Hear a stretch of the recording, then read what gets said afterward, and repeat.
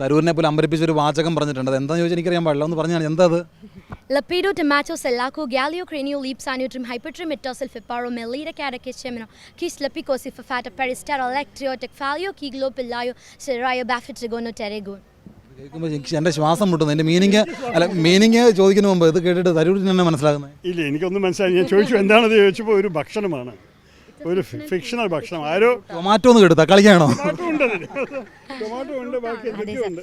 എനിക്ക് പ്രൊനൗൺസിയേഷൻ മനസ്സിലാത്ത പല യൂട്യൂബ് വീഡിയോസും റെഫർ ചെയ്തിട്ട് സ്പെല്ലിംഗ് ഒക്കെ എഴുതി പഠിച്ച് അതിൻ്റെ പ്രൊനൗൺസിയേഷൻ കുറച്ച് ടയറിംഗ് ആയിട്ടുള്ള പ്രോസസ്സ്. ഇംപ്രസ് ചെയ്യാൻ വേണ്ടിയിട്ട് ഇത് ചെയ്തതെന്ന് എൻ്റെ ഹൃദയത്തെ തട്ടി. പക്ഷേ ഇവിടെ വന്നിട്ട് പറയാൻ സാധിച്ചു, ഒരു ഇപ്പോൾ കൂടി ഓർമ്മ വെച്ചിട്ട് 11ാം ക്ലാസ്സിൽ പഠിച്ചതാണ് അത്ര ഇതൊക്കെ. അതെ സർ, 11ാം ക്ലാസ്സിലായിരുന്നു കൊറോണ ഡേയ്സ് വന്നത്. ആ ടൈമിലാണ് ആ ഇടുക്കിയിലുള്ള കുട്ടിയുമായിട്ട് സാറിൻ്റെ 1-on-1 സൂം സെഷൻ കാണുന്നത്. അങ്ങനെ ഒരു സൂം സെഷൻ, ഒരു സ്ക്രീനിൻ്റെ അപ്പുറത്തും ഇപ്പുറത്തും ഇരുന്ന് സംസാരിക്കാമെന്ന് വിചാരിച്ചതാ, ഒരു സ്ക്രീനിൻ്റെ ഡിസ്റ്റൻസും ഇല്ലാതെ ഇപ്പോൾ സാറിന് നേരിട്ട് കാണാൻ പറ്റുന്ന ഇല്ല.